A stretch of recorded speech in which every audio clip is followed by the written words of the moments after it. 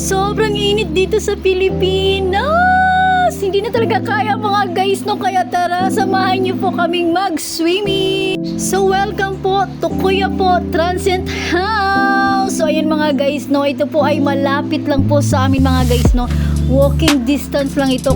At syempre po, no, swak na swak sa ating budget. O, diba? Hindi mo na kailangan pang lumayo para makapag-swimming. Dito lang yan mga guys sa Kuya po Transient House. O, diba?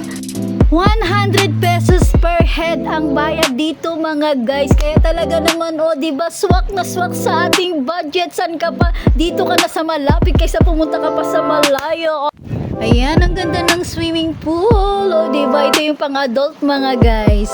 So, ayan mga guys, no, ang sarap na talagang magbabad. O, ayan, nakikita nyo naman sa aming mga junakis. So, talagang enjoy na enjoy sila, diba mga guys? So mga guys, no, kung gusto nyo na kayo lang ng family nyo ang magsiswimming ano, at walang makahalo na iba, magpa-reserve kayo mga guys, 4,000 pesos po ang bayad.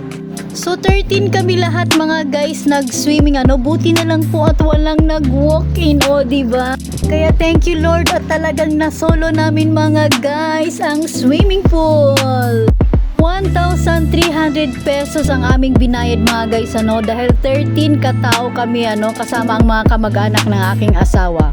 At syempre, kanya-kanya kami ng entrance dahil low budget ang inyong vlogger. So nagkataon na birthday ko mga guys, pero wala tayong budget. Pasensya na, hindi pa tayo sumusweldo ng malaki sa Facebook. Char lang. Bawi na lang mga guys kapag tumama sa loto. Char lang. Ang importante mga guys, no, sobrang nag-enjoy kaming lahat ano. Talaga naman makikita mo sa mga junakis ko mga guys, talagang enjoy na enjoy. Ang pinakahihintay ng lahat mga guys, syempre ang kainan, no? Diba? Ito talagang pinakamasaya mga guys, no? Dahil sama-sama kaming kakain. Salamat sa Kuya po Transient House dahil hindi na kami lumayo para makapag-swimming. Walking distance lang talaga dito sa aming bahay mga guys. Sobrang nag-enjoy kaming lahat, kaya happy birthday to me. Hanggang sa muli mga guys. Thank you for watching. God bless. Bye.